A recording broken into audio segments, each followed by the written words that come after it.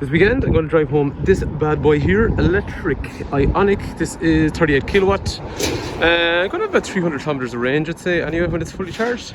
But we've been meaning to set one of these on demo for a while and we haven't, so anyway, I'll keep you updated over the weekend. Start down through there. The dash is really cool in these at night time, actually. I might show you that later on or whenever it does get dark. And this one has the 10.5-inch screen, which is pretty cool. Again, everything works better at night time. It's horribly sunny today, and I know that people won't like the sound of that, but screens and stuff, they just do a lot better when it's a little bit darker. Anyway, 99%, 298 kilometers range. Here's actually one thing I do want to look at this weekend. So like this would tell you that you got 298 kilometers. Now I haven't said that, it depends on the drive mode. So if I go into more aggressive drive patterns, I'm down to 286.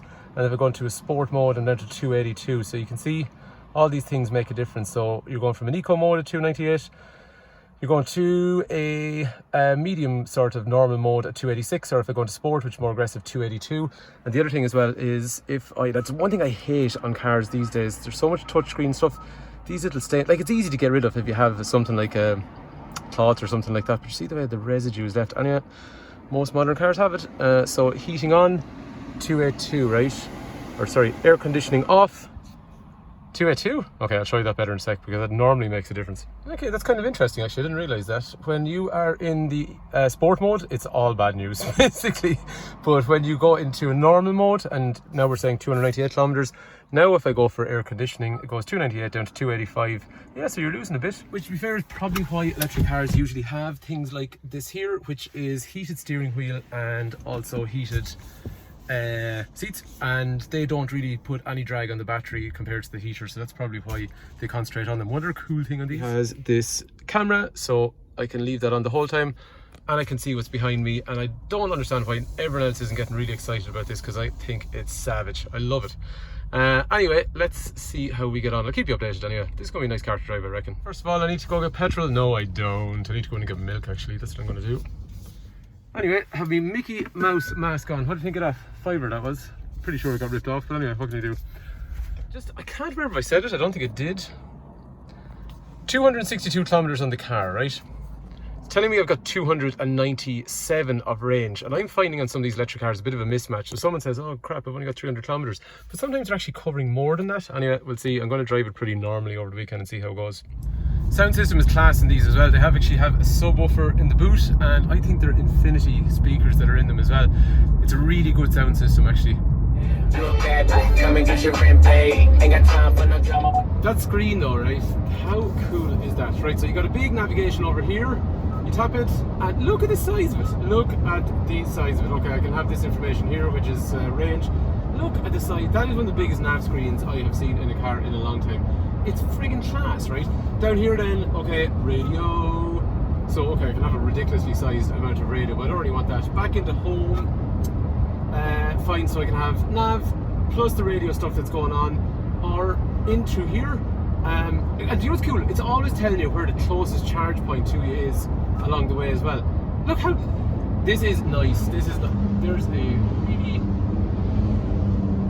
3 cop bikes. Look, I know you've got a job to do, but don't be interrupting me. Don't be interrupting me on demo here. After that, back through here, it's giving you information in here about the battery, right? So it's telling you, right? What you can do is you can go and say, at the moment, how long it would take me right? If I went home and plugged this in, right, with a 3-pin socket, it's telling me it'll take me 2 hours.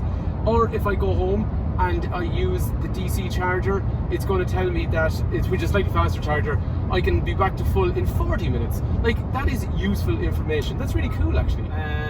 Eco driving in through there, so it's telling you how much carbon dioxide you're reducing. Yeah, okay, I don't really care about that. General EV settings in through here, so you can have your winter mode, warning, which is range displayed as the distance exceeds. Oh yeah, okay. There's warning actually to tell you if the distance you're going according to the navigation is further than what you're going to be able to do, and then there's an EV route as well.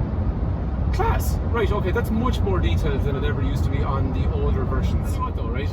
As like, look, we are selling these screens, right? They're cool, but they are way more distracting than a mobile phone. I don't care what anyone says. If I was sitting here driving along, texting or something like that, I'd be probably not as distracted as I am with something like that. Something doesn't make sense there. You're allowed to use these, but you can't use a mobile phone. Anyway, I'm sure there's a good reason for it. Charge management in through there as well. So yeah, you can set it up for charging locations, and you can actually have a charge limit, charging and time it, set your next departure, so you can have it come on and off. Actually, that is really cool. I love the screen. I love the screen. I know I keep banging on about it, but it's actually a fairly integral feature of the dashboard in this car.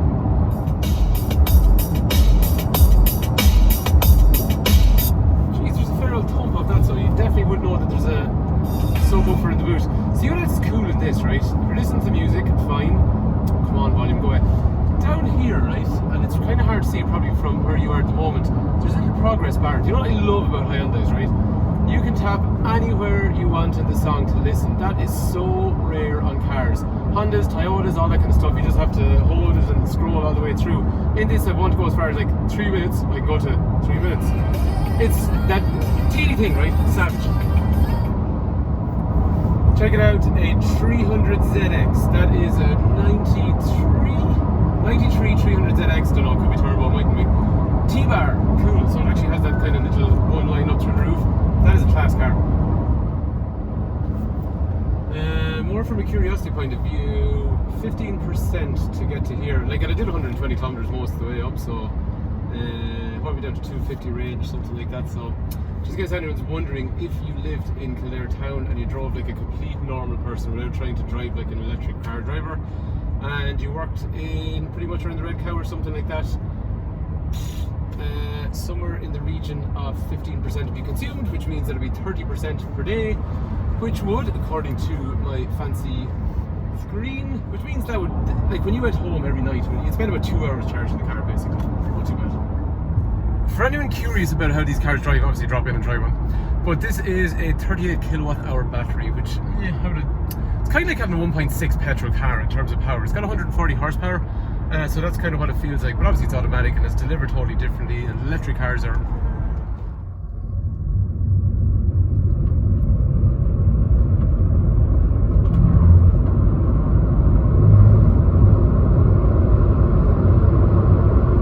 God, I'm just thinking actually, we're nearly home and I didn't even use my favourite feature. I love it. How cool is that? And you can actually, display how bright you want it. Actually, they're kind of swipe, so you can do a bit of contrast. That's class. And that is cool. It's so cool. Right, y'all, what is the crack with the range?